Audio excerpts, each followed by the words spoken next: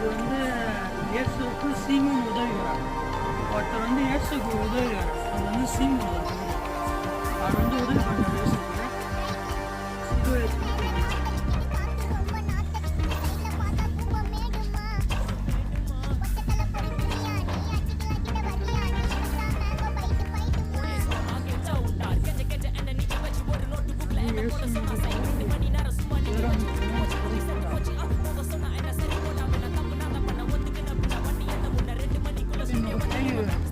வேறொனி கான் கொடுக்கிறார்.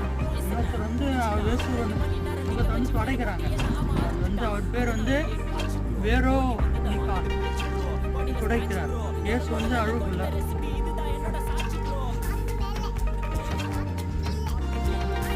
இந்த சிலை வந்து ஒரு தத்துவம் சொல்லலாம். ஒரு கதை இருக்கு. இயேசு கருத்து